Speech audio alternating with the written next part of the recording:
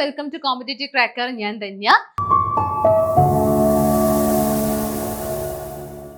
അപ്പൊ ഇന്നത്തെ സെഷനിൽ നമ്മൾ ഡിസ്കസ് ചെയ്യാനായിട്ട് പോകുന്നത് നമ്മുടെ UGC നെറ്റ് എക്സാമിൽ വരുന്ന പേപ്പർ 1 ആൻഡ് പേപ്പർ 2 അല്ലെ. അതിൽ പേപ്പർ 1 വരുന്ന ടീച്ചിങ് ആപ്റ്റ്യൂഡ്, ആ ടീച്ചിങ് ആപ്റ്റ്യൂഡിലെ കുറച്ച് ക്വസ്റ്റ്യൻസ് ആണ്. അപ്പൊ എനിക്കറിയാം ഇനി എക്സാം വരുന്നത് ഡിസംബറിലാണ്. അപ്പൊ ഡിസംബറൊക്കെ ആകുമ്പോഴേക്കും ഇനി കുറെ മാസങ്ങൾ ഉണ്ടല്ലോ, അപ്പൊ പതുക്കെ പഠിച്ചാൽ മതി എന്നൊക്കെ പലരും വിചാരിക്കും. പക്ഷെ ഇപ്പൊ തന്നെ പഠിക്കാനായിട്ട് സ്റ്റാർട്ട് ചെയ്യുക. കാരണം ഇപ്പൊ കഴിഞ്ഞ നെറ്റ് എക്സാം എഴുതിയവർക്ക് മനസ്സിലായിട്ടുണ്ടാവും, അവർക്ക് പേപ്പർ 2 എളുപ്പമായിരുന്നു, പക്ഷെ പേപ്പർ 1 കമ്പാരിറ്റീവ്ലി കുറച്ച് ഡിഫിക്കൽട്ട് ആണ്. അപ്പൊ ഇവിടെ നിങ്ങളുടെ JRFും അതുപോലെ നെറ്റ് ഒക്കെ നിർണ്ണയിക്കുന്നത് എന്തായിരിക്കും? പേപ്പർ 1 ആയിരിക്കും. കാരണം പേപ്പർ 2 കമ്പാരിറ്റീവ്ലി എല്ലാവർക്കും ഈസി ആയിരുന്നു. അപ്പൊ അതുകൊണ്ട് തന്നെ പേപ്പർ 1 കോൺസെൻട്രേറ്റ് ചെയ്ത് പഠിക്കുക. ഒപ്പം തന്നെ പേപ്പർ 2 ഇനി അടുത്ത തവണ ചിലപ്പോൾ ടഫ് ആവാം. അപ്പൊ രണ്ടിനും ഈക്വലി ഇമ്പോർട്ടൻസ് കൊടുത്ത് പഠിക്കണം. നമുക്കിപ്പോ സെപ്പറേറ്റ് മാർക്കൊന്നും അവിടെ ആവശ്യമില്ല. നമ്മുടെ സെറ്റ് എക്സാം പോലെ സെപ്പറേറ്റ് മാർക്കിന്റെ ഒന്നും അവിടെ ആവശ്യം വരുന്നില്ല. പക്ഷെ എങ്കിൽ പോലും രണ്ടിനും ഈക്വലി ഇമ്പോർട്ടൻസ് കൊടുത്ത് പഠിച്ചാലാണ് നമുക്ക് ഏതെങ്കിലും ഒന്ന് ടഫ് ആയി കഴിഞ്ഞാലും നമ്മൾ അത് ബാധിക്കാതിരിക്കാനായിട്ട് പറ്റുള്ളൂ അല്ലെ. അപ്പൊ നമുക്ക് എന്തായാലും ക്വസ്റ്റ്യനിലോട്ട് കിടക്കാം. എങ്ങനെയാണ്, ചിലപ്പോൾ ഇത് ആദ്യമായിട്ട് കാണുന്നവരുണ്ടാവും, നിങ്ങൾ ആദ്യമായിട്ടാണോ ഈ ഒരു നെറ്റ് എക്സാമിനായിട്ട് പ്രിപ്പയർ ചെയ്യുന്നത് എന്നുണ്ടെങ്കിൽ താഴെ ഒന്ന് കമന്റ് ചെയ്യുക. നിങ്ങൾക്ക് എന്തെങ്കിലും ഡൗട്ട് ഉണ്ടെങ്കിൽ അതും കൂടെ നിങ്ങൾക്ക് കമന്റ് ചെയ്യാം. സോ ഫസ്റ്റ് ക്വസ്റ്റ്യൻ, ഞാനിവിടെ പല ടൈപ്പ് ഓഫ് ക്വസ്റ്റ്യൻസ് എടുത്തിട്ടുണ്ട് ആൻഡ് പല ഏരിയാസിൽ നിന്നും ക്വസ്റ്റ്യൻസ് എടുത്തിട്ടുണ്ട്. അപ്പൊ ഫസ്റ്റ് ക്വസ്റ്റ്യൻ ഒരു അസേർഷൻ റീസൺ ടൈപ്പ് ക്വസ്റ്റ്യൻ ആണ്. അപ്പൊ ആദ്യമായിട്ട് നിങ്ങൾ പഠിക്കുന്ന സമയത്ത് ചിലപ്പോൾ നിങ്ങൾക്ക് അറിയില്ല എന്താണ് ഈ അസേർഷൻ റീസൺ ക്വസ്റ്റ്യൻ എന്നുള്ളത്. അപ്പൊ ജസ്റ്റ് മനസ്സിലാക്കുക, നമ്മളിവിടെ ചെയ്യേണ്ട കാര്യം ആദ്യ 2 സ്റ്റേറ്റ്മെന്റ്സ് നന്നായിട്ട് വായിക്കുന്നു. 2 സ്റ്റേറ്റ്മെന്റും അവിടെ കറക്റ്റ് ആണെന്നുണ്ടെങ്കിൽ നമ്മൾ എന്ത് ചെയ്യുന്നു? അതിന്റെ പ്രോപ്പർ എക്സ്പ്ലനേഷൻ ആണോ, അതായത് അസേർഷന്റെ പ്രോപ്പർ എക്സ്പ്ലനേഷൻ ആണോ റീസൺ ആയിട്ട് വരുന്നതെന്നുള്ള കാര്യം നമ്മൾ അവിടെ ചെക്ക് ചെയ്യണം. അങ്ങനെ അത് റീസൺ ആയിട്ട് വരുന്നുണ്ടെന്നുണ്ടെങ്കിൽ നമുക്ക് എന്ത് ചെയ്യാം? ഓപ്ഷൻ എ നമുക്ക് ചൂസ് ചെയ്യാം. Both A and R correct and R is the correct explanation of A എന്ന് പറയുന്ന ഓപ്ഷൻ എ നമുക്ക് സെലക്ട് ചെയ്യാം. അപ്പൊ അങ്ങനെയാണ് ചെയ്യേണ്ടത്. സോ ഫസ്റ്റ് വൺ നോക്കിക്കേ. Choice based credit system CBCS is a shift from teacher centric to learner centric education. അപ്പൊ ഇത് വളരെ ട്രെൻഡിങ് ആയിക്കൊണ്ടിരിക്കുന്ന ഒരു ടോപ്പിക് ആണ് choice based credit system. Especially നമ്മുടെ NEP 2020 ഒക്കെ വന്നതിന് ശേഷം ഈ ചോയ്സ് ബേസ്ഡ് ക്രെഡിറ്റ് സിസ്റ്റം കുറച്ചുകൂടെ എല്ലാവരുടെയും എന്താണ് കാണപ്പെടുന്നുണ്ട്. അപ്പൊ ഈ ചോയ്സ് ബേസ്ഡ് ക്രെഡിറ്റ് സിസ്റ്റം എന്ന് പറയുമ്പോൾ നമ്മുടെ സ്റ്റുഡൻസിന് എന്ത് ചെയ്യാൻ പറ്റും? അവർക്ക് ഇഷ്ടമുള്ള രീതിയിലുള്ള കോഴ്സ് അവർക്ക് സെലക്ട് ചെയ്യാനായിട്ട് സാധിക്കും. ഇപ്പൊ എലക്ടീവ് പേപ്പേഴ്സ് ഒക്കെ ഉണ്ടല്ലോ, അപ്പൊ അങ്ങനെ അവർക്ക് സെലക്ട് ചെയ്യാൻ പറ്റും. അതിനൊരു പോയിന്റ് അവർക്ക് കൊടുക്കും, ഒരു ക്രെഡിറ്റ് പോയിന്റ് അവിടെ കൊടുക്കും. അതിപ്പോ നമ്മൾ ഒരു കോളേജിൽ നിന്ന് വേറൊരു കോളേജിലോട്ട് പോയി കഴിഞ്ഞാലും ആ പോയിന്റ് അവർക്ക് ക്യാരി ഫോർവേഡ് ചെയ്യാനായിട്ട് സാധിക്കുന്നുള്ളതൊക്കെയാണ്. അപ്പൊ അതാണ് ചോയ്സ് ബേസ്ഡ് ക്രെഡിറ്റ് സിസ്റ്റം എന്ന് പറയുന്നത്.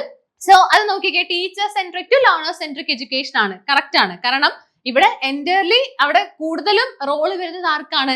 ലേണേഴ്സിനാണ് അല്ലെ. ലേണേഴ്സിനാണ് കൂടുതലും റോള് വരുന്നത്, ടീച്ചേഴ്സിന് അധികം റോള് വരുന്നില്ല. അപ്പൊ അതുകൊണ്ട് തന്നെ it is a shift from teacher centric to learner centric education എന്നുള്ളത് അവിടെ കറക്റ്റ് ആയിട്ടുള്ള ഒരു സ്റ്റേറ്റ്മെന്റ് ആണ്. ഇനി അടുത്ത നോക്കിക്കേ. CBCS allows the students to choose the courses from prescribed elective or minor or soft skill courses. അതും കറക്റ്റ് ആണ് അല്ലെ. കാരണം CBCS allows students to choose courses from prescribed elective or minor or soft skill courses. നമുക്ക് അവിടെ നിന്നാണ് courses select ചെയ്യാൻ പറ്റുന്നത്. So അതും കറക്റ്റ് ആണ്. അപ്പൊ രണ്ടും കറക്റ്റ് ആണെന്ന് അറിഞ്ഞു കഴിഞ്ഞാൽ ഇനി നമ്മൾ ചെയ്യേണ്ട കാര്യം പ്രോപ്പർ എക്സ്പ്ലനേഷൻ ആണോ നോക്കണം. അപ്പൊ ആണോ എന്ന് അറിയാനായിട്ട് എന്ത് ചെയ്താൽ മതി? എഡിയിൽ ജസ്റ്റ് ഒരു ബിക്കോസ് ഇട്ട് കൊടുത്താൽ മതി അല്ലെ. എഡിയിൽ ജസ്റ്റ് ഒരു ബിക്കോസ് ഇട്ട് കൊടുത്താൽ മതി. സോ ബിക്കോസ് ഇട്ട് വായിച്ചു നോക്കിക്കേ. CBCS is a shift from teacher centric to learner centric education because CBCS allows the students to choose the courses from prescribed elective or minor or soft skill courses. Correct ആണല്ലോ. Proper ആയിട്ട് നമുക്ക് എന്ത് ചെയ്യാൻ പറ്റുന്നുണ്ട്? Connect ചെയ്യാൻ പറ്റുന്നുണ്ടല്ലോ. അപ്പൊ അതുകൊണ്ട് തന്നെ ഓപ്ഷൻ എ ആണ് ഇവിടുത്തെ correct answer. Both A and R true and R is the correct explanation of A എന്ന് പറയുന്ന ഓപ്ഷൻ എ ആണ് ഇവിടുത്തെ കറക്റ്റ് ആൻസർ ആയിട്ട് വരുന്നത്. ഓക്കെ ആണല്ലോ. സോ ഇങ്ങനെയുള്ള ക്വസ്റ്റ്യൻസ് ആണ് കൂടുതലും വരുന്നത്. ഇപ്പൊ നിങ്ങൾ റീസെന്റ് നടന്ന ക്വസ്റ്റ്യൻ പേപ്പേഴ്സ് നിങ്ങൾ അധികം റെഫർ ചെയ്യാതിരിക്കുകയായിരിക്കും നല്ലത്. കാരണം അതിന് മുൻപേ ഉള്ള ക്വസ്റ്റ്യൻസ് ഒക്കെ അത്യാവശ്യം സ്റ്റാൻഡേർഡ് ലെവൽ ഓഫ് ക്വസ്റ്റ്യൻസ് ആയിരുന്നു. പക്ഷെ നമ്മുടെ ഈ കഴിഞ്ഞ ക്വസ്റ്റ്യൻസിന്റെ ഇപ്പൊ എഡ്യൂക്കേഷൻ ആണ് ഞാൻ എഴുതിയ എക്സാം എന്ന് പറയുന്നത്. സോ എഡ്യൂക്കേഷൻ ആണെന്നുണ്ടെങ്കിലും നമ്മുടെ ഇംഗ്ലീഷ് എക്സാം ആണെന്നുണ്ടെങ്കിലൊക്കെ ക്വസ്റ്റ്യൻസ് ഭയങ്കര എന്താ പറയാ, അത്ര നിലവാരമില്ലാത്ത രീതിയിലായിരുന്നു സത്യം പറഞ്ഞ ക്വസ്റ്റ്യൻസ് വന്നിട്ടുണ്ടായിരുന്നത്. അപ്പൊ നിങ്ങൾ ആ ഒരു ഇപ്പൊ ആദ്യമായിട്ട് എക്സാം എഴുതാൻ പോകുന്നവരൊക്കെ ആ ഒരു ക്വസ്റ്റ്യൻ പേപ്പർ മാത്രം റെഫർ ചെയ്ത് ഇങ്ങനെയൊക്കെയാണ് നെറ്റ് എക്സാം അല്ലേ, അപ്പൊ ഇത് വളരെ എളുപ്പമാണെന്നുള്ള രീതിയിൽ നിങ്ങൾ ഒരിക്കലും വിചാരിക്കരുത്. കാരണം ഇത്തവണ ഭയങ്കര അതുമായിട്ട് വിവാദങ്ങളും കാര്യങ്ങളൊക്കെ വന്നിട്ടുണ്ട്. അപ്പൊ അതുകൊണ്ട് തന്നെ ചിലപ്പോൾ അടുത്ത എക്സാം എന്ത് ചെയ്യും, അവർ കുറച്ചുകൂടി ഡിഫിക്കൽട്ട് ആക്കും. അല്ലെങ്കിൽ ഡിഫിക്കൽട്ട് ആക്കണ്ട, സാധാ ലെവലിലാക്കിയാൽ മതി. സാധാ ലെവലിലാക്കാൻ ചാൻസ് ഉണ്ട്. അപ്പൊ അതുകൊണ്ട് തന്നെ ആ ഒരു രീതിയിൽ നിങ്ങൾ പഠിക്കാനായിട്ട് ശ്രമിക്കാം. സോ നമ്മുടെ നെക്സ്റ്റ് ക്വസ്റ്റൻ ആണ് അഗെയിൻ അസേർഷൻ റീസൺ ക്വസ്റ്റൻ തന്നെയാണ്. ഇത് നിങ്ങൾക്ക് സ്വന്തമായിട്ട് ചെയ്യാൻ പറ്റുന്നുണ്ടാവും എന്ന് വിശ്വസിക്കുന്നു. നോക്കിക്കേ, individual differences among learners require a teacher to use differentiated instruction. 10 reason every learner has a different pace of learning background and aptitude. ഇതാണ് ഇവിടുത്തെ ക്വസ്റ്റൻ.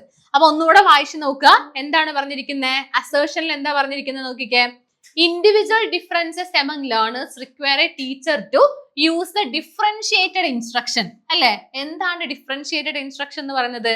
അപ്പൊ ഇവിടെ നമുക്കറിയാം, ഓരോരു ക്ലാസ് റൂം എടുത്തു കഴിഞ്ഞാൽ ആ ക്ലാസ് റൂമിൽ എല്ലാവരും ഇൻഡിവിജ്വലി ഡിഫറെന്റ് ആണ്. എല്ലാവർക്കും പല നീഡ്സ് ആണ്, പല ആവശ്യങ്ങളാണ്, എല്ലാവരും പല കഴിവുകളുള്ളവരാണ് അല്ലെ. അപ്പൊ അതുകൊണ്ട് തന്നെ അവർക്ക് ഒരു ഡിഫറൻഷിയേറ്റഡ് ഇൻസ്ട്രക്ഷൻ കൊടുക്കാൻ ഒരു ടീച്ചറിനെ വേണം എന്നാണ് പറയുന്നത്. ഡിഫറൻഷിയേറ്റഡ് ഇൻസ്ട്രക്ഷൻ എന്ന് പറയുമ്പോൾ ഓരോരുത്തർക്കും അവരുടെ നീഡ്സിനനുസരിച്ചുള്ള ഇൻസ്ട്രക്ഷൻസ് ആണ്.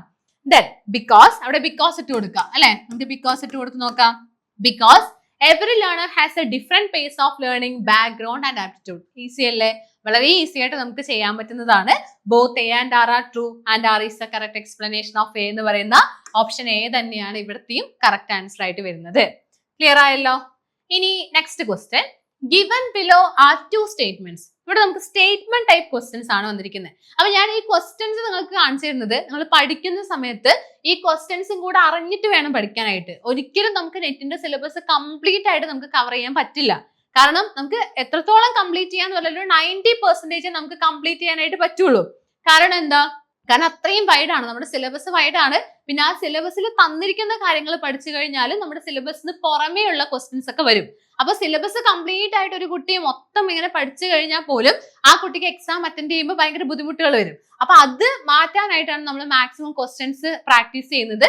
പിന്നെ നിങ്ങൾ പഠിക്കുന്ന സമയത്താണെങ്കിലും ആ ടോപ്പിക്സ് നമുക്ക് അറിഞ്ഞു കഴിഞ്ഞാൽ ബാക്കിയെല്ലാം ക്വസ്റ്റ്യൻസിലൂടെ പഠിക്കാനായിട്ട് ശ്രമിക്കാം. സോ നോക്കിക്കേ, tutorials, group discussions and question answer sessions are dialogic and are part of the direct teaching methods. So ഇവിടെ നോക്കിക്കേ, 2 ടൈപ്പ് ഓഫ് ടീച്ചിങ് മെത്തേഡ്സ് ഉണ്ട്. ഒന്ന് ഡയറക്റ്റ് ടീച്ചിങ് മെത്തേഡ്സും ഒന്ന് ഇൻഡയറക്റ്റ് ടീച്ചിങ് മെത്തേഡ്സും ആണ്. സോ ഡയറക്റ്റ് ടീച്ചിങ് മെത്തേഡ്സ് പറയുമ്പോൾ ഈ പറഞ്ഞ പോലുള്ള ട്യൂട്ടോറിയൽസ് അല്ലെ, ട്യൂട്ടോറിയൽസും ഗ്രൂപ്പ് ഡിസ്കഷൻസും അതുപോലെ ക്വസ്റ്റ് ആൻസർ സെഷൻസും. അവിടെ ടീച്ചർക്ക് ഡയറക്റ്റ് ആണ് എന്ത് വരുന്നത്, റോള് വരുന്നത് അല്ലെ. അതായത് ട്യൂട്ടോറിയൽസിലായിക്കോട്ടെ, ഗ്രൂപ്പ് ഡിസ്കഷൻസിലായിക്കോട്ടെ, ക്വസ്റ്റൻ ആൻസർ സെഷൻസിലായിക്കോട്ടെ, അതെല്ലാം ഡയലോജിക് ആണ്. ഡയലോജിക് എന്ന് വെച്ചാൽ മ്യൂച്വൽ കോൺവെർസേഷൻ അവിടെ നടക്കുന്നുണ്ട് അല്ലെ. And R part of the direct teaching methods ആണ്. ടീച്ചർക്ക് അവിടെ ഡയറക്റ്റ് ആയിട്ട് ഒരു റോള് വരുന്നുണ്ട്. അത് കറക്റ്റ് ആണ്, അത് കറക്റ്റ് ആയിട്ടൊരു സ്റ്റേറ്റ്മെന്റ് ആണ്. അടുത്തത് project work, laboratory work, simulation and role playing. ഏതൊക്കെയാണ്? Project work, laboratory work, simulation and role playing. ഇതൊക്കെ നമ്മൾ യൂസ് ചെയ്യുന്ന മെത്തേഡ് തന്നെയാണ് അല്ലെ, ടീച്ചിങ് മെത്തേഡ്സ് തന്നെയാണ്. പക്ഷെ ഇവിടെ ഒന്നും ഡയറക്റ്റ് ആയിട്ട് ടീച്ചർക്ക് അവിടെ പങ്ക് വരുന്നില്ല. അപ്പൊ പ്രൊജക്റ്റിലായിക്കോട്ടെ കുട്ടിക്കാണ് കൂടുതൽ റോൾ ഉള്ളത്, ലബോറട്ടറി വർക്കിലും കുട്ടികൾക്കാണ്, സിമുലേഷനിലും സ്റ്റുഡൻസിനാണ് അല്ലെ. അപ്പോൾ ആർ ആക്ഷൻ ബേസ്ഡ് ആണ്, ഇത് കൂടുതലും ആക്ഷൻ ബേസ്ഡ് ആണ്. And R part of the indirect teaching methods, കൂടുതലായിട്ടും അത് ഇൻഡയറക്റ്റ് ടീച്ചിങ് മെത്തേഡ്സിൽ വരുന്നതാണ്. സോ അതും അവിടെ കറക്റ്റ് ആണെന്ന് മനസ്സിലായി. അപ്പൊ അങ്ങനെയാണെന്നുണ്ടെങ്കിൽ both statement 1 and 2 are correct എന്നുള്ള ഓപ്ഷൻ എ തന്നെയാണ് ഇവിടുത്തെയും correct answer. Okay, both statement 1 and 2 are correct. ഇനി അടുത്ത question, identify the 4 quadrants of Swayam courses. അപ്പോ നമ്മുടെ റീസെന്റ് നടന്ന എക്സാമിനും കൂടുതൽ ഈ ഒരു സ്വയം എന്നുള്ളൊരു ഭാഗത്ത് നിന്ന് വന്നിട്ടുണ്ടായിരുന്നു. അപ്പോൾ നമ്മളിപ്പോ ഇവിടെ പഠിപ്പിക്കുന്ന സമയത്താണെങ്കിലും കൂടുതൽ ഇതിനൊക്കെ ഇമ്പോർട്ടൻസ് കൊടുത്ത് പഠിപ്പിച്ചു തന്നെയായിരുന്നു. അപ്പൊ സ്വയത്തിൽ നിന്നും എങ്ങനെയാണ് ക്വസ്റ്റ്യൻ വന്നിരിക്കുന്നത് നോക്കിക്കേ. ഇതിപ്പോ റീസെന്റ് ഉള്ളതല്ല, റീസെന്റ് ഉള്ളതിന്റെ പ്രൊവിഷണൽ ആൻസർ ഒക്കെ വരുന്നേ ഉള്ളൂ. അപ്പൊ അങ്ങനെയാണെങ്കിൽ മാത്രമേ നമുക്ക് ക്വസ്റ്റ്യൻ കിട്ടുള്ളൂ. പക്ഷെ നമ്മൾ എഴുതിയതിന് ബേസ് ചെയ്ത് നോക്കുമ്പോൾ സ്വയത്തിൽ നിന്ന് വന്നിട്ടുണ്ട്. നമ്മുടെ സ്റ്റുഡൻസ് എല്ലാവരും പറഞ്ഞൊരു കാര്യം സ്വയത്തിൽ നിന്ന് വന്നിട്ടുണ്ട് എന്നുള്ള രീതിയിലായിരുന്നു. So identify the 4 quadrants of Swayam courses. അപ്പൊ അതിൽ 4 ക്വാഡ്രന്റ്സ് ഉള്ളത് ഏതൊക്കെയാണ്? ഒന്ന് വീഡിയോ ലെക്ചർ ഉണ്ട്, ദെൻ സെൽഫ് അസസ്മെന്റ് ടെസ്റ്റ് ഉണ്ട്. ഓക്കെ, സെൽഫ് അസസ്മെന്റ് ടെസ്റ്റ് ഉണ്ട്, ഓൺലൈൻ ഡിസ്കഷൻ ഫോറം ഉണ്ട്, പിന്നെ ഏതാ ഉള്ളത്? കൊളാബറേറ്റീവ് പ്രൊജക്ട് ഇല്ല, ഗ്രൂപ്പ് അസൈൻമെന്റ് ഇല്ല, സ്പെഷ്യലി പ്രിപ്പയർഡ് റീഡിംഗ് മെറ്റീരിയൽസ് ഉണ്ട്. സോ 2, 4, 5, 8 അല്ലെ. 2, 4, 5, 8 എന്ന് പറയുന്ന ഓപ്ഷൻ ഡി. 2, 4, 5, 8 എന്ന് പറയുന്നത് ഓപ്ഷൻ ഡി ആണ്. സോ ഓപ്ഷൻ ഡി ആണ് ഇവിടുത്തെ റൈറ്റ് ആൻസർ ആയിട്ട് വരുന്നത്. ഓക്കെ ആണല്ലോ. അപ്പൊ ഞാൻ വളരെ കുറച്ച് ക്വസ്റ്റ്യൻസ് മാത്രമേ ഞാൻ ഡിസ്കസ് ചെയ്തിട്ടുള്ളൂ. അപ്പൊ ഞാൻ വളരെ കുറച്ച് ക്വസ്റ്റ്യൻസ് മാത്രമേ ഞാൻ ഡിസ്കസ് ചെയ്തിട്ടുള്ളൂ. കാരണം നിങ്ങൾ എല്ലാവരും പഠിക്കാൻ ജസ്റ്റ് സ്റ്റാർട്ട് ചെയ്തിട്ടുണ്ടാവുള്ളൂ. അല്ലെങ്കിൽ കുറെ തവണ എക്സാം എഴുതി ചിലപ്പോൾ സ്റ്റക്ക് ആയി നിൽക്കുന്നവരായിരിക്കും. പക്ഷെ അങ്ങനെ കുറെ തവണ എക്സാം എഴുതിയവരോട് എനിക്ക് പറയാനുള്ളത്, നിങ്ങൾക്ക് അത്യാവശ്യം എക്സ്പീരിയൻസ് ഉണ്ട്. അപ്പൊ എവിടേക്കോ മിസ്റ്റേക്സ് പറ്റിയത് കൊണ്ടായിരിക്കാം നിങ്ങൾക്ക് എന്ത് ചെയ്യാൻ പറ്റാതിരുന്നത്, അത്യാവശ്യം നല്ല രീതിയിൽ സ്കോർ ചെയ്യാൻ പറ്റാതിരുന്നത്. അപ്പൊ നിങ്ങളുടെ മിസ്റ്റേക്സ് എന്താണോ അതാണ് നിങ്ങൾ ആദ്യം മനസ്സിലാക്കേണ്ടത്. അല്ലാതെ നമ്മൾ കുറെ കാര്യം വീണ്ടും വീണ്ടും പഠിച്ചിട്ട് കാര്യമില്ല. നമ്മൾ ഓൾറെഡി കുറെ കാര്യങ്ങൾ നമ്മൾ പഠിച്ചിട്ടുണ്ട്.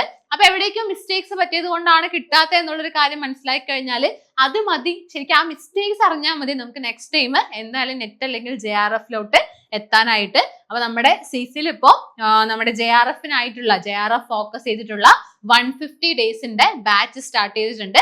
സോ ഈ ഒരു ബാച്ചിൽ നമുക്ക് പ്രോപ്പർ ആയിട്ട് നമ്മുടെ സിലബസ് എല്ലാം കവർ ചെയ്യുന്ന രീതിയിലുള്ള, ഞാൻ ഇപ്പോഴും പറയുകയാണ്, നമുക്ക് ഏകദേശം ഒരു 90% ഒക്കെ സിലബസ് ആയിട്ട് കവർ ചെയ്യാൻ പറ്റുള്ളൂ. അപ്പൊ അതിന്റെ റെക്കോർഡഡ് സെഷൻസ് ഉണ്ട്, പിന്നെ നമുക്ക് ലൈവ് സെഷൻസ് ആണുള്ളത്.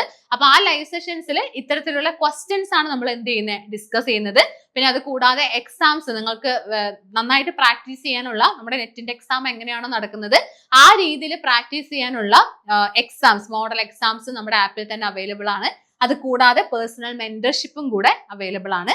അപ്പൊ ഏതൊക്കെ സബ്ജക്റ്റാ നോക്കിക്കേ, English, Malayalam, commerce, management, economics and paper 1 മാത്രമായിട്ടുള്ള സ്പെഷ്യൽ നമ്മുടെ സബ്ജക്റ്റും കൂടെ, പേപ്പർ 1 മാത്രമായിട്ടുള്ള ബാച്ചും കൂടെ നമുക്ക് അവൈലബിൾ ആണെന്നുള്ളതാണ്. സോ നിങ്ങൾ ഇൻട്രസ്റ്റഡ് ആണെന്നുണ്ടെങ്കിൽ 8086881144 എന്നുള്ള നമ്പറിലോട്ട് കോൺടാക്ട് ചെയ്താൽ മതി.